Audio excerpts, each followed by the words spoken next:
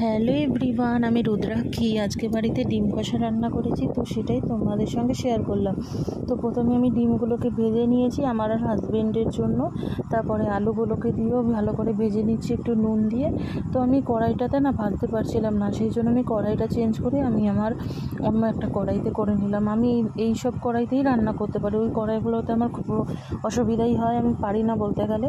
তো আলুটাও ভালো মতন করে ভেজে নিয়ে কড়াইয়ে তেলের মধ্যে তেজপাতা আর গোটা গরম মশলা ফোড়ন দিয়ে পেঁয়াজগুলো দিয়ে দিয়েছি। এবার পেঁয়াজটাকে ভালো মতন করে ভেজে নেব। আর যে পেঁয়াজগুলো একটু বড় বড় ছিল সেগুলোকে খুন্তি দিয়ে কেটে কেটে দিয়েছি, যাতে সবকটা পেঁয়াজ অ্যাকুরেটভাবে ভাজা হয়। তো পেঁয়াজটা একটু নাড়াচাড়া করে একটু ভাজা ভাজা হয়ে গেছে। তারপর আমি এটার মধ্যে দিলাম কাঁচা লঙ্কা আর টমেটো একসাথে বেটে নিয়েছিলাম, সেই বাটাটা দিয়ে দিয়েছি। দিয়ে একটু ভালো মতন করে পেঁয়াজের সঙ্গে কষিয়ে নেব। তারপর এটার মধ্যে একটু আদা রসুন বাটাও দিয়েছি, দিয়ে একসাথে ভালো মতন করে কষাবো যতক্ষণ না মশলাটার দিকে কাঁচা কাঁচা গন্ধটা চলে যাচ্ছে, ততক্ষণ ধরেই কষাবো।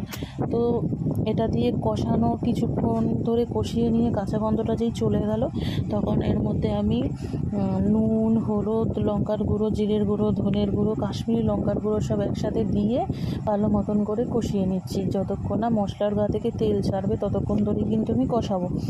তো যখন তেল ছেড়ে গেছে তখন আমি এর মধ্যে আলুটা আর ডিমটা দিয়ে দিয়েছি। এবার এটা দিয়েও ভালো মতন করে কষিয়ে নেব, একদম আমার মনের মতন করে, যাতে কিছু থেকেই কাঁচা গন্ধ না বেরোয়। আর যত ভালো কষানো হবে খেতে তত ভালো হবে।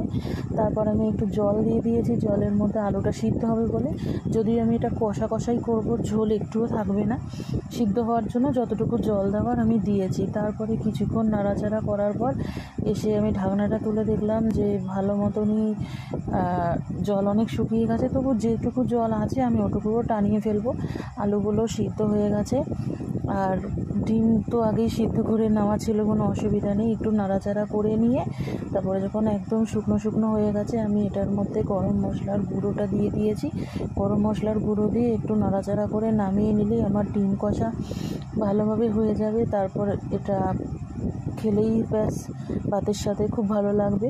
তো তোমাদের যদি ভালো লেগে থাকে তাহলে প্লিজ সবাই আমার ভিডিওটা একটু শেয়ার করে দিও আর লাইক করে দিও। ধন্যবাদ।